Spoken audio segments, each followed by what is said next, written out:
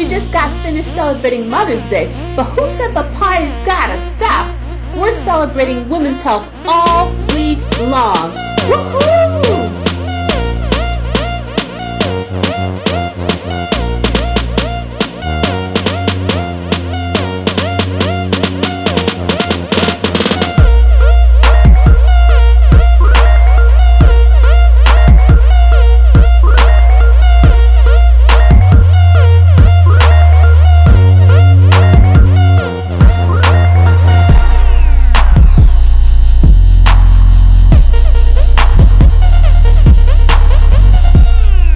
Everyone, Dr. JB here. Welcome back. Did you realize that we are in the middle of National Women's Health Week? It started on Sunday, Mother's Day, and it continues until the end of the week, Saturday. The reason for National Women's Health Week was to encourage women and girls to prioritize their health. So, during today's video, we are going to highlight 5 health concerns for women.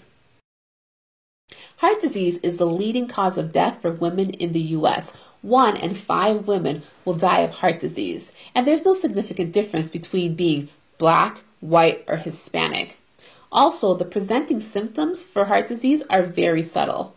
Therefore, as an emergency medicine physician, I must maintain a high level of suspicion for possible heart disease in my patients, especially my female patients. Of course, if you present to the emergency department with chest pain, that's a no-brainer. However, there are some other complaints that are not so obvious, like nausea, breathlessness, jaw pain, shoulder pain, indigestion, back pain, and fainting.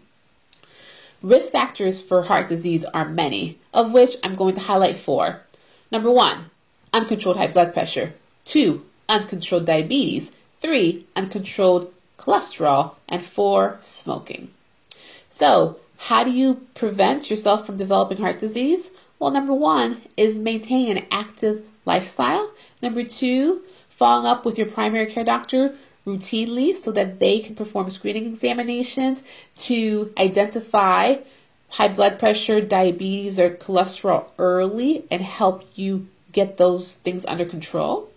And 3, stop smoking. Public service announcement: if you're not smoking, don't start. Ignorance is not bliss. It never is. Instead, it gives you a false sense of security. One of the most tragic things I encounter in my day-to-day in the ER are patients who have not been seen by a doctor in who knows how long, coming in with pain, say breast pain. I enter the room, I say, "How may I help you?" "Oh, I'm having some pain." "Where?" "I have pain in my breast." "How long have you been having this pain in your breast?" "For a while." "Okay. So what happened that made you decide to come and see us today?" "It hurts when I breathe."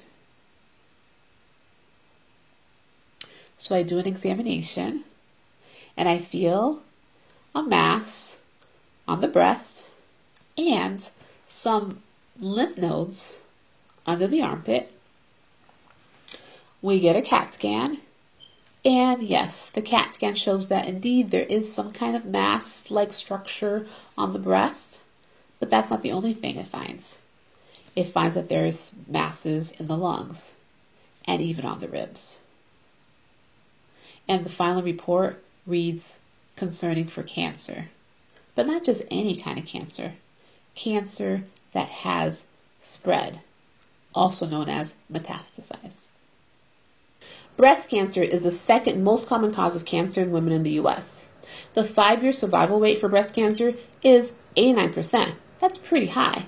However, that number is for all comers, meaning that it includes patients who get diagnosed with breast cancer when there's just one small lump in their breast, all the way to those who get diagnosed with breast cancer when it's spread throughout their body. When you break down those numbers in more detail, you realize that when you get diagnosed with breast cancer and there's just one lump in your breast, you have a 99% chance of survival at the 5-year mark. When you get diagnosed with breast cancer after it's spread, your chance of survival goes down to 27%. So what can you do about this? Well, one is engage in at least monthly, breast exams. The reason we ask for you to perform these breast exams is so that you get used to the way that your breast feels, so that if you feel something that feels abnormal, you're able to connect with your doctor and get evaluated as soon as possible. These monthly breast examinations are not going to prevent you from getting cancer, but hopefully it will allow you to identify it if you were to develop it, so that they can intervene sooner and put you in the category of people who have a 99% chance of survival at the 5-year mark. Osteoporosis is a disease where your bones become thin and frail and can easily break. In severe conditions of osteoporosis, you can break your bones with minimal activity, like coughing or bumping into something. It is more common in women than men, and women over the age of 50 are at increased risk for developing osteoporosis. Why, you might ask? Well, that has to do with menopause. Postmenopausal women produce decreased estrogen levels. An estrogen is needed to strengthen your bones. So, decreased estrogen results in thinner bones. The interesting thing about osteoporosis is that oftentimes you don't even know you have it until you break a bone. So how do you identify osteoporosis as early as possible? Well, that's by maintaining routine visits with your primary care physician so that they can perform screening examinations and identify the development of osteoporosis as soon as possible and come up with interventions to prevent your bones from thinning out. At this point, I'm sure you're asking yourself, why does Dr. JB keep referring me back to my primary care physician? Or if I don't have a primary care physician, Dr. JB keeps asking me to establish care with a primary care physician so that I can get further care or further workup or screening, etc., etc. Aren't you a doctor, Dr. JB? Well, the answer is yes and no. Yes, I'm a doctor. I am an emergency medicine physician. My role in the emergency department is to identify life and limb threatening conditions. If whatever you present to the emergency department with, or whatever complaint you have, falls outside of that realm of being a life or limb threatening condition, then that's outside of my scope of practice. And in those situations, that's when we pass the baton onto our colleagues. In this situation, this would be your primary care physician. That is why screening evaluations for osteoporosis or cancer is not done in the emergency department. That falls under the realm of your primary care physician. Women are more likely than men to be affected by a variety of mental health conditions. Let's name a few. Generalized anxiety disorder, depression, post-traumatic stress disorder, PTSD, eating disorders, to name some. However, the stigma surrounding mental health services hinders people from receiving the care that they so desperately need.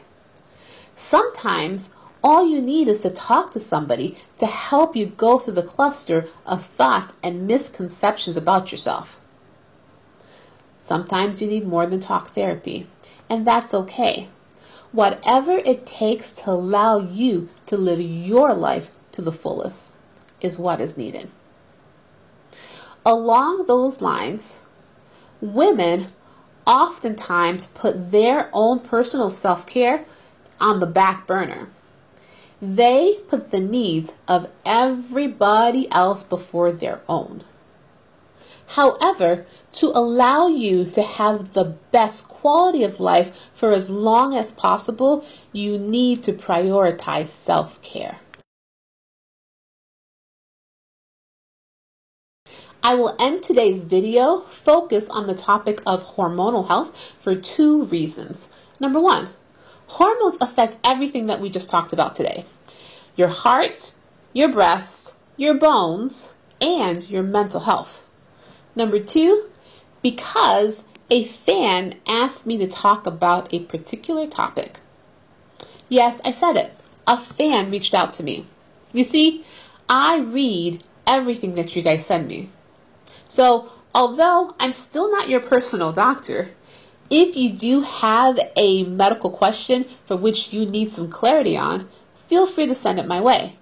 You can contact me down here in the comment section on this YouTube channel, or you can reach out to me on any of my other social media platforms, like the Dr. JB Facebook fan page, or the Dr. JB Instagram account, or the Dr. JB LinkedIn. So let's get started. PCOS. Oh, yeah, I know. Another alphabet soup. What does PCOS stand for? Well, let me tell you. It stands for Polycystic Ovarian Syndrome. PCOS is the leading cause of infertility. Oftentimes, patients get diagnosed with PCOS when they are trying to conceive. And they're having difficulty, and they undergo a full gamut of testing, and then their doctor says, you have PCOS. However, PCOS can be diagnosed a lot sooner, like when you first start your menstrual period. If you start menstruating and your periods are irregular, or you don't even have periods, it's possible you could have PCOS. The diagnosis of PCOS requires 2 out of 3 criteria. Number 1, you have to have irregular menstrual periods. Number 2, you have to have cysts on your ovaries. Number 3, you have to have excess levels of androgens in your body. Androgens are male hormones. We all have a small level of androgen as women in our bodies, but when you have PCOS, you have excess levels of androgen. Excess androgen prevents you from ovulating. Ovulation is the process of your egg leaving from your ovary and going into your fallopian tube. Because you are not ovulating, that is what results in you having irregular menstrual periods. And that's what leads to infertility. Excess androgen levels also can cause you to experience male balding patterns. It can also cause you to have excess hair throughout your body, facial hair, acne. The other thing that PCOS commonly causes is insulin resistance. So what is insulin? So insulin is a hormone that your body produces. It's usually produced from your pancreas to help your body absorb glucose, which is sugar, from your bloodstream and bring it into your cells to give your cells energy so that they can function.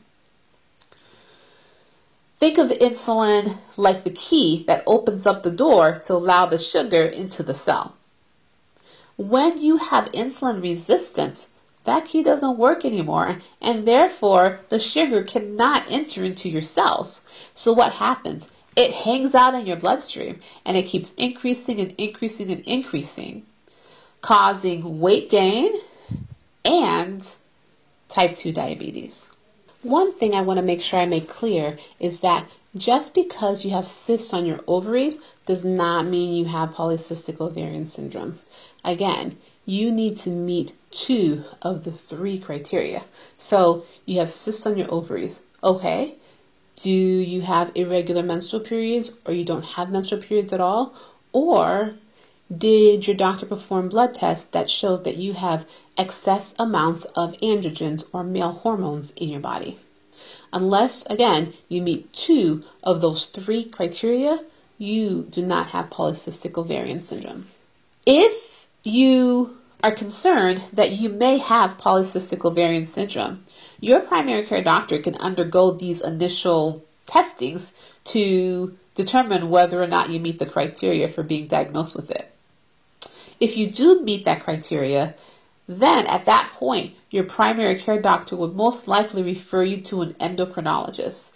An endocrinologist is a specialty in medicine, so a special kind of doctor that focuses on diseases involving hormones and different glands throughout your body.